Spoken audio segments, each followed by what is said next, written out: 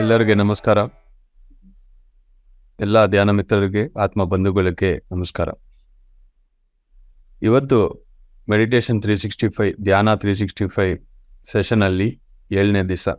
ಪ್ರತಿ ದಿವಸ ನಾವೆಲ್ಲರೂ ಒಟ್ಟಿಗೆ ಧ್ಯಾನ ಮಾಡಿಕೊಂಡು ಎಷ್ಟೋ ವಿಷಯಗಳು ಕಲ್ತ್ಕೊಂಡು ನಿಮ್ಮ ಪ್ರಶ್ನೆಗಳಿಗೆಲ್ಲ ನಾವು ಉತ್ತರ ಕೊಡ್ತಾ ಇದ್ದೀನಿ.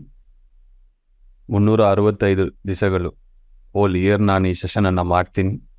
ಇವತ್ತು ಅಂತಃಪ್ರಜ್ಞೆ ಅಂದರೆ ಇಂಟ್ಯೂಷನ್ ಬಗ್ಗೆ ನಾವು ತಿಳಿಸ್ಕೊಳ್ಳೋಣ. ಪ್ರತಿಯೊಬ್ಬ ಮನುಷ್ಯ ಮನಸ್ಸಿಂದ ತನ್ನ ಜೀವನನ್ನ ಆಪರೇಟ್ ಮಾಡ್ತಾ ಬರ್ತಾ ಇದ್ದಾನು. ಈ ಮನಸ್ಸು ಅನ್ನೋದು ಚಿಕ್ಕ ವಯಸ್ಸಲ್ಲಿ ನೀವು ಹುಟ್ಟಿದ್ರೆ ನಿಮಗೆ ಇರಲ್ಲ. ಚಿಕ್ಕ ವಯಸ್ಸಿಂದ ಭಾವನೆಗಳಿದೆ, ಫೀಲಿಂಗ್ಸ್. ಈ ಚಿಕ್ಕ ವಯಸ್ಸಲ್ಲಿ ಭಾವನೆಗಳು ನಿಮ್ಮ ಜೊತೆನೇ ಇರುತ್ತದೆ. ಅದು ಎಥರಿಕ್ ಬಾಡಿ. ಯಾವಾಗ ಈ ಫಿಸಿಕಲ್ ಬಾಡಿ ನಮಗೆ ಮೊದಲನೇ ಶ್ವಾಸವನ್ನು ತಗೊಳ್ಳುತ್ತದೋ ಅವಾಗಿಂದಾನೇ ಈ ಎಥರಿಕ್ ಬಾಡಿ ಅಂತಾರೋ ಅದರಲ್ಲಿ ಬ್ಲೂ ಪ್ರಿಂಟ್ ಇರುತ್ತದೆ. ಅದರ ಥರಾನೇ ಈ ಫಿಸಿಕಲ್ ಬಾಡಿ ಬರ್ತಾ ಇರುತ್ತದೆ. ಈ ದೇಹ ಅನ್ನೋದು ನಾವು ಮಾಡಿರೋದೊಂದು design. We are the architects of a physical body. 7 ವಯಸ್ಸಲ್ಲಿ ಏನಾಗುತ್ತೆ ಅಂದರೆ ಫಾಲ್ ಫ್ರಮ್ ದ ಕಿಂಗ್ಡಮ್ ಅಂತ, ಕಿಂಗ್ಡಮ್ ಆಫ್ ಹೆವೆನ್. ಅಂದರೆ ಒಂದು 6-7 ವಯಸ್ಸು ತನಕ ಮನಸ್ಸು ಅನ್ನೋದು ಇರಲ್ಲ ಮಕ್ಕಳಿಗೆ. ಯಾವಾಗ್ಲೂ ಹಾಯಾಗಿರ್ತಾರೆ, ಬರೀ ಫೀಲಿಂಗ್ಸ್ ಒಂದೇ ಇರುತ್ತೆ ಅವ್ರಿಗೆ.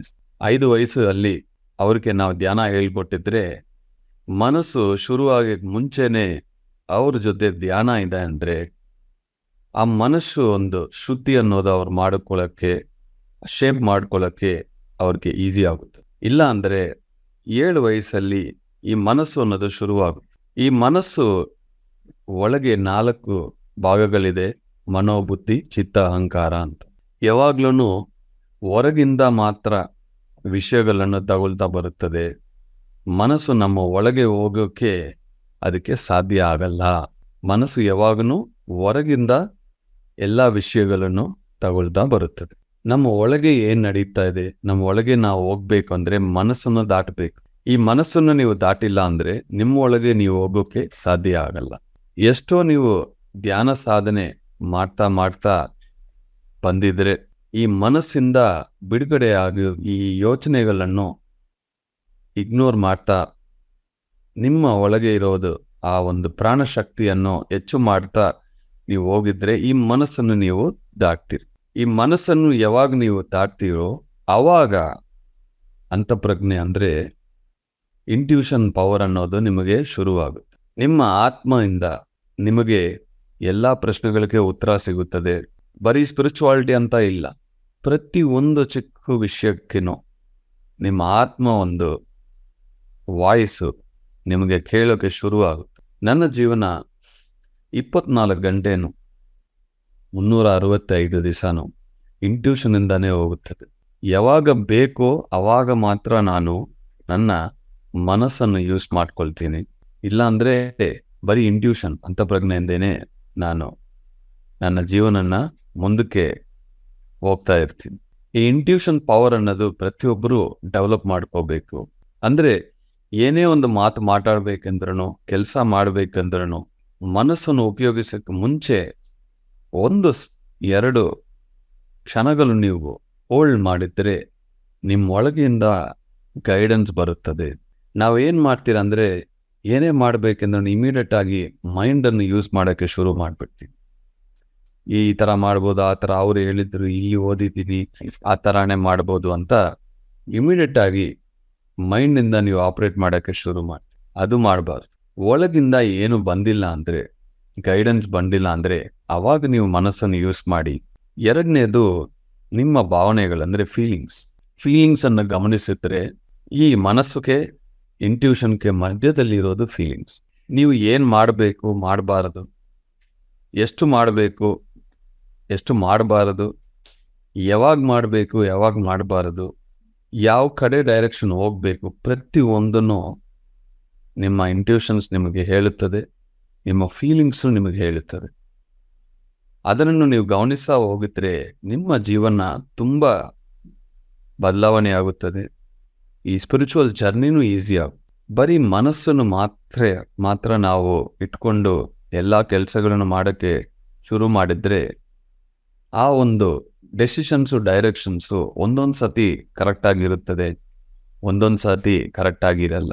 ಯಾವುದೇ ಒಂದು ವಿಷಯ ಮಾಡಬೇಕು ಅಂದ್ರೂ ಕನ್ಫ್ಯೂಷನ್ ಇದೆ ಅಂದರೆ ನೀವು ಇನ್ನೂ ನಿಮ್ಮ ಮನಸ್ಸನ್ನ ಮಾತುಗಳು ಕೇಳ್ತಾ ಹೋಗ್ತಾ ಇದ್ದೀನಿ ಅನ್ನೋದು ಅರ್ಥ. ಮನಸ್ಸು ಬೇಕು. ಇಲ್ಲಿ ಕೆಲಸಗಳು ಮಾಡಬೇಕಂದ್ರೆ ಮನಸ್ಸು ಬೇಕು, ಬಟ್ ಏನು ಮಾಡಬೇಕು ಅನ್ನೋದು ನಿಮ್ಮ ಇಂಟ್ಯೂಷನ್ ನಿಮಗೆ ಹೇಳಬೇಕು. ಈ ಒಂದು ಶಕ್ತಿ ನಮ್ಮೆಲ್ಲರಿಗೂ ಇದೆ, ನಾವು ಅದನ್ನು ಇಗ್ನೋರ್ ಮಾಡಬಾರ್ದು. ಇದನ್ನು ಇಂಗ್ಲೀಷಲ್ಲಿ ಇನ್ನರ್ ಕಾಂಪಸ್ ಅಂತ ಹೇಳ್ತಾರೆ.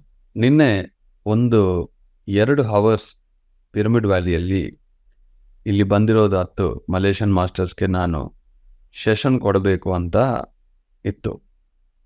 ಎಲ್ಲಿ ಹೋಗಿ ಕೂತ್ಕೋಬೇಕು ಅನ್ನೋದು ಒಂದು ಚರ್ಚೆ ಆಯಿತು. ಅಲ್ಲಿ ಪಿರಮಿಡ್ ಒಳಗೇನಾ, ಎಲ್ಲಿ ಹೋಗ್ಬೇಕಂತ ಎಲ್ಲ ಕೇಳ್ತಾ ಇದ್ರು. ನಾನು ಹೇಳಿದ್ನಿ, ಏನು ಯೋಚನೆ ಮಾಡಬೇಡಿ, ಶುರು ಮಾಡೋಣ, ವಾಕಿಂಗ್ ಶುರು ಮಾಡೋಣ.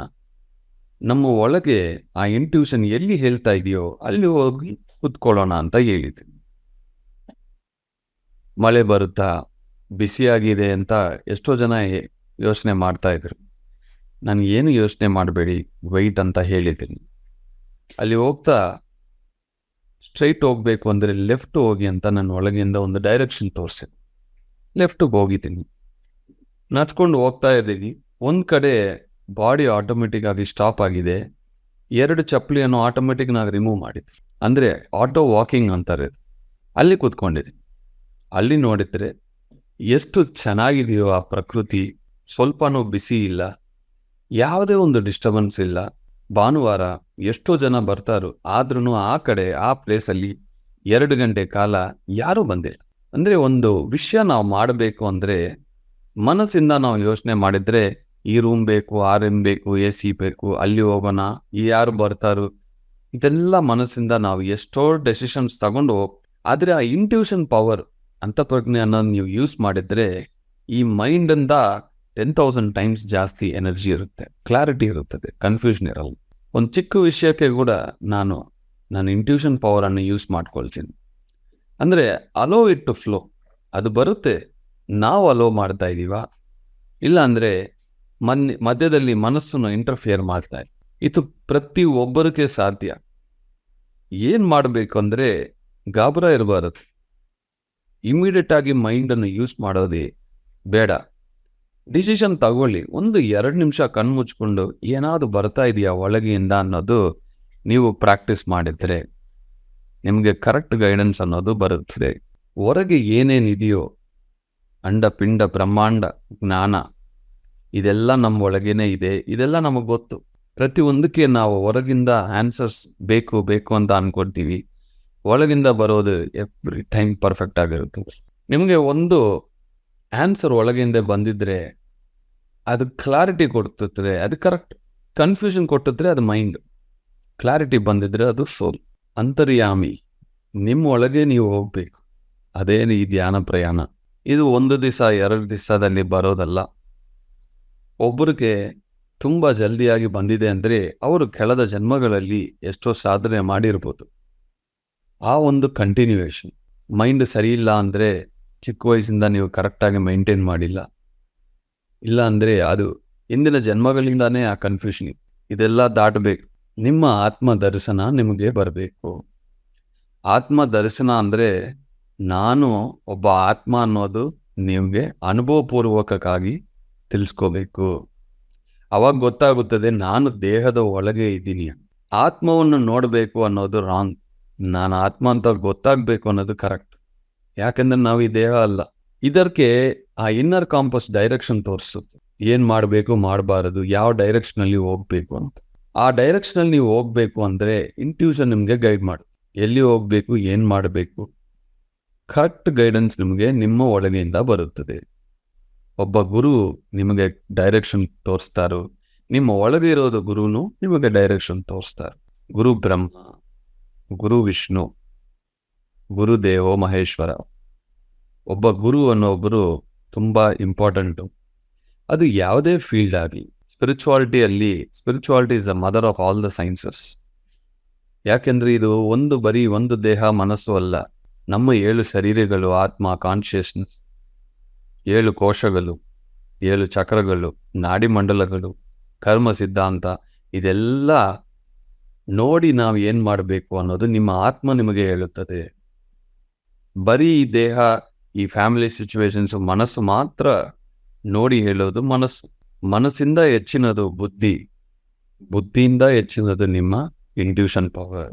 ಆ ಇಂಟ್ಯೂಷನ್ ಪವರು ಪ್ರತಿಯೊಬ್ಬರು ಡೆವಲಪ್ ಮಾಡ್ಕೊಂಡಿದ್ರೆ ನಿಮ್ಮ ಲೈಫಲ್ಲಿ ನೀವು ಏನು ಮಾಡಬೇಕು, ಮಾಡಬಾರ್ದು, ಯಾವಾಗ ಮಾಡಬೇಕು, ಯಾವಾಗ ಮಾಡಬಾರ್ದು, ಎಷ್ಟು ಮಾಡಬೇಕು, ಮಾಡಬಾರ್ದು, ಪ್ರತಿಯೊಂದಕ್ಕೆ ಕ್ರಿಸ್ಟಲ್ ಕ್ಲಾರಿಟಿ ಬರುತ್ತದೆ. ಅಭ್ಯಾಸ ಮಾಡಬೇಕು, ನಂಬಬೇಕು, ಪೇಷನ್ಸ್ ಇರಬೇಕು. ಚಿಕ್ಕ ಚಿಕ್ಕ ವಿಷಯದಲ್ಲಿನೂ 1 ಸೆಕೆಂಡ್ ವೆಯ್ಟ್ ಮಾಡಿ ಮನಸ್ಸು ಯೂಸ್ ಮಾಡಬೇಡಿ. ಆವಾಗ ನಿಮಗೆ ಡೈರೆಕ್ಷನ್ಸ್, ಆನ್ಸರ್ಸ್ ಸಿಗ್ತಾ ಬರುತ್ತೆ. ಏನು ಅಡಿಗೆ ಮಾಡಬೇಕಂದ್ರೂ 1 ನಿಮಿಷ ನೋಡಿ, ಏನು ಮಾಡಬೇಕು ಅಂತ ಕಣ್ಮುಚ್ಕೊಂಡು ನೋಡಿ. ಅಂದರೆ ನಿಮ್ಮ ದೇಹಕ್ಕೆ ಏನು ಬೇಕೋ ಅದು ಹೇಳುತ್ತದೆ. ಏನು ಮನೆಯಲ್ಲಿ ಇದೆಯೋ, ಯಾರಿಗೆ ಏನು ಇಷ್ಟವೋ ಅದನ್ನು ಮಾಡೋದು ಮನಸ್ಸಿಂದ ಬರೋದು. ಬಟ್ ಈ ಕುಟುಂಬಕ್ಕೆ, ಈ ದೇಹಕ್ಕೆ ಈ ಕಾಲದಲ್ಲಿ ಏನು ಮಾಡಬೇಕು ಅನ್ನೋದೂ ಬರುತ್ತೆ ಒಳಗಿಂದ.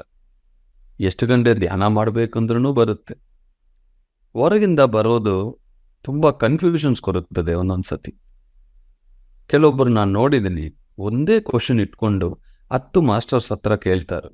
10 ಮಾಸ್ಟರ್ಸ್ನು 10 ಡಿಫ್ರೆಂಟ್ ಆನ್ಸರ್ಸ್ ಕೊಡ್ತಾರೆ. ಆವಾಗ ನಿಮ್ಗೆ ಬರೋದು ಕ್ಲಾರಿಟಿ ಇಲ್ಲ. 1% ಕನ್ಫ್ಯೂಷನ್ ಇವಾಗ 10% ಆಗಿದೆ. ಆ ಕನ್ಫ್ಯೂಷನಿಂದ ಹೊರಗೆ ಬರೋಕ್ಕೆ ಮತ್ತೆ ನಿಮಗೆ ಬೇರೆ ಕಡೆ ಹೋಗ್ತಾ ಇರ್ತೀವಿ. ನಿಮಗೆ ಒಳಗಿಂದ ಆನ್ಸರ್ಸ್ ಬಂದಿಲ್ಲ ಅಂದರೆ ಕಣ್ಮುಚ್ಕೊಂಡು ನಿಮ್ಮ ಫೀಲಿಂಗ್ಸನ್ನು ನೋಡಿ. ಅದು ಕರೆಕ್ಟಾಗಿ ನಿಮ್ಮ ಭಾವನೆಗಳು ನಿಮ್ಗೆ ಯಾವಾಗಲೂ ಕರೆಕ್ಟಾಗಿ ಗೈಡ್ ಮಾಡುತ್ತದೆ. ಅದನ್ನು ನೀವು ಫಾಲೋ ಮಾಡ್ಕೊಂಡು ಹೋಗಿದ್ರೆ ಸಾಕು. ಎಲ್ಲರೂ ಇಂಟ್ಯೂಷನಲ್ ಪವರ್ ಅನ್ನೋದು ಡೆವಲಪ್ ಮಾಡ್ಕೋಬೇಕು. ಅದರ ಬಗ್ಗೆ ಫೋಕಸ್ ಇರಬೇಕು. ಇಂಟ್ಯೂಷನ್ ಬಗ್ಗೆ ಪುಸ್ತಕಗಳು ಓದಬೇಕು, ಇಂಟ್ಯೂಷನ್ ಬಗ್ಗೆ ವಿಡಿಯೋಸ್ ನೋಡಬೇಕು.